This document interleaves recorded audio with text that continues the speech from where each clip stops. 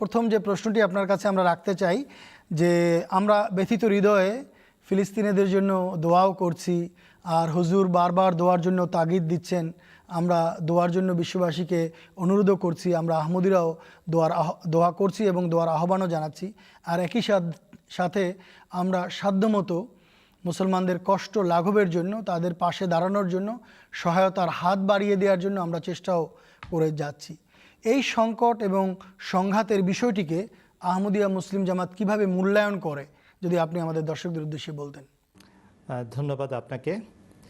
রব্বে আসলেহ উম্মাতা মুহাম্মাদিন, সুবহানাল্লাহি ওয়া বিহামদিহি, সুবহানাল্লাহিল আযীম, আল্লাহুম্মা সাল্লি আলা মুহাম্মাদিন ওয়া আলি মুহাম্মাদ, আল্লাহুম্মা জাআলনা মিন আলি মুহাম্মাদিন, আল্লাহুম্মা জাআলনা মিন আলি মুহাম্মাদিন, আল্লাহুম্মা জাআলনা মিন আলি মুহাম্মাদিন ওয়া তাকাব্বাল মিন্না ইন্নাকা আনতাস সামিউল আলিম।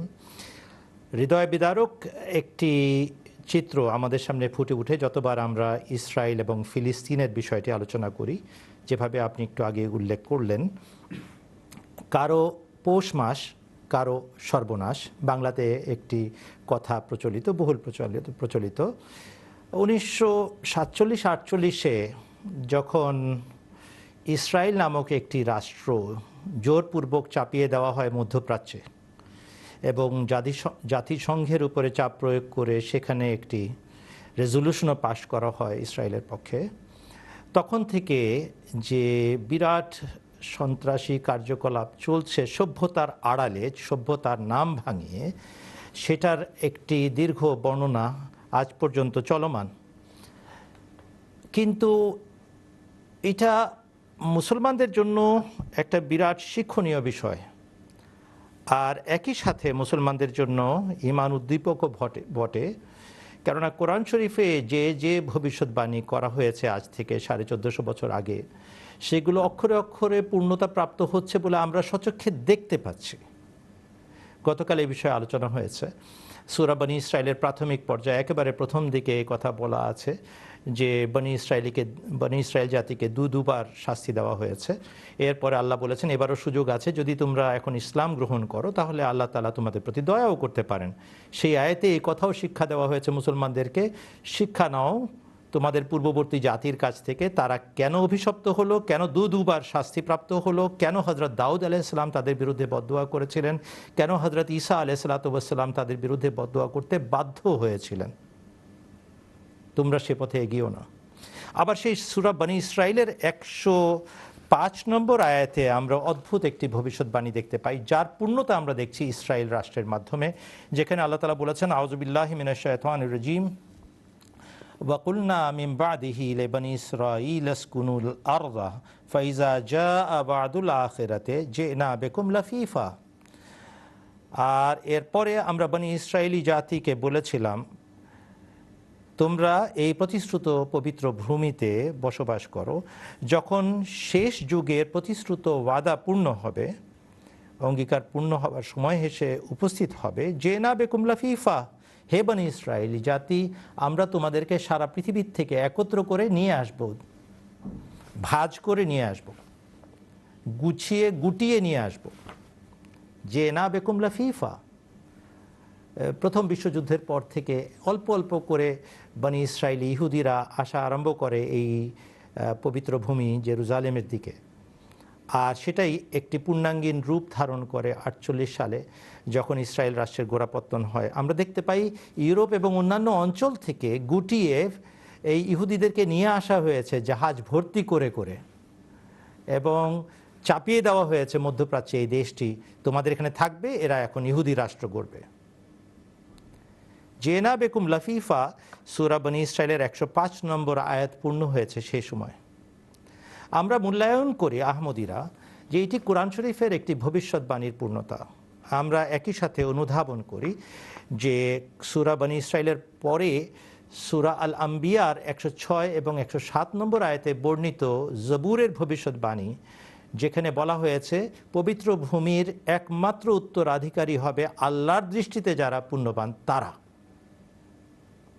যতদিন পর্যন্ত মুসলমানরা আল্লাহর দৃষ্টিতে পুণ্যবান হিসাবে গৃহীত হয়েছিল, আল্লাহর দৃষ্টিতে তারা নেক বান্দা হিসাবে আল্লাহর কাছে মনোনীত ছিল, ততদিন পর্যন্ত আল্লাহ তাআলা পুণ্যভূমি তাদেরকে দিয়ে রেখেছিলেন।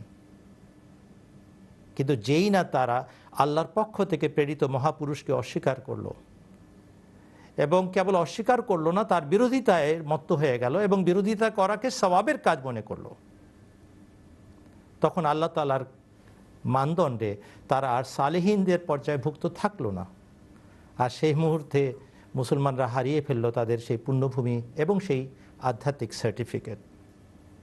এখন আমি প্রশ্ন করতে চাই, অত্যন্ত ব্যথিত হৃদয়ে প্রশ্ন করতে চাই, হে মুসলমানরা, হে হযরত মুহাম্মদ সাল্লাল্লাহু আলাইহি ওয়াসাল্লামের উম্মত, হে আমাদের প্রাণের ভাইয়েরা, আল্লাহ তাআলার ওয়াদা কি কখনো মিথ্যা হতে পারে?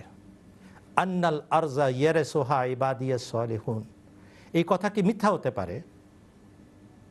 তাহলে কেন আমাদের সাথে এই আচরণ, কেন এই ঘটনা আমাদের সাথে ঘটছে, কেন আমরা কাফেরদের হাতে মার খাচ্ছি? এটার উত্তর হচ্ছে, আমরা সেই মান বজায় রাখতে পারিনি যা আল্লাহ আমাদের কাছ থেকে দাবি করেছেন। কমপক্ষে সালে থাকতে হবে তোমাদেরকে, ন্যূনতম তোমাদের এই মান বজায় রাখতে হবে।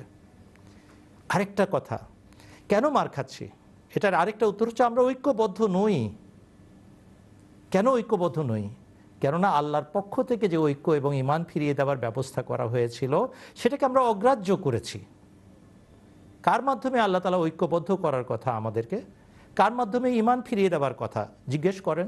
আলেম ওলামারা বলুক বা না বলুক, কোরআন, সুন্নাহ এবং হাদিসের উত্তর বিদ্যমান। স্মরণ করেন হযরত মুহাম্মদ সাল্লাল্লাহু আলাইহি ওয়াসাল্লামের সেই বিশুদ্ধ এবং বিখ্যাত হাদিসকে, যেখানে সূরা জুমার আয়াত ওয়া আখারিনা মিনহুম লাম্মা ইয়ালহাকু বিহিম, বুখারী শরীফের কিতাবুত তাফসীরে লেখা আছে। যখন কোরআন শরীফের এই আয়াত অবতীর্ণ হলো যে আল্লাহ রাসূল সাল্লাল্লাহু আলাইহি ওয়াসাল্লামের আধ্যাত্মিক বিকাশ অন্য আরেক দলের মাঝেও ঘটবে, তখন সাহাবীরা কি আশ্চর্য হয়ে জিজ্ঞেস করেন নাই, মান হুম ইয়া রাসূলুল্লাহ, তারা কারা সৌভাগ্যবান যাদের মাঝে আপনি আবার আসবেন? একবার, দুবার, তিনবারের বার হুজুর সাল্লাল্লাহু আলাইহি ওয়াসাল্লাম প্রশ্ন শুনে উত্তর দিয়েছিলেন, এবং উত্তর দেওয়ার আগে একমাত্র অনারব সাহাবীর ঘাড়ের উপরে হাত রেখে বলেছিলেন, লাউ কানাল ঈমানু ইনদা সুরাইয়া লানালাহু রিজালুন আও রাজুলুম মিন হাউলাই, যদি ঈমান সপ্তর্ষি মণ্ডলীতেও চলে যায় এই জগৎ ছেড়ে, হে মুসলমানরা তোমাদের, তাহলে এদের মাঝ থেকে পারস্য বংশীয় একাধিক অথবা একজন সেটাকে অবশ্যই অবশ্যই অবশ্যই ধরাপৃষ্ঠে ফেরত নিয়ে আসবে। কি যা থাকবে না মুসলমানদের মাঝে? ঈমান থাকবে না। কি নিয়ে আসবেন ফেরত? ঈমান ফেরত নিয়ে আসবেন। কে? পারস্য বংশীয় একজন বা একাধিকজন। ঈমান ফেরত দেওয়ার জন্য, ঐক্য ফিরিয়ে যাওয়ার জন্য এক হাতে একত্র হওয়ার ব্যবস্থাপনা আল্লাহ তাআলা দান করেছিলেন।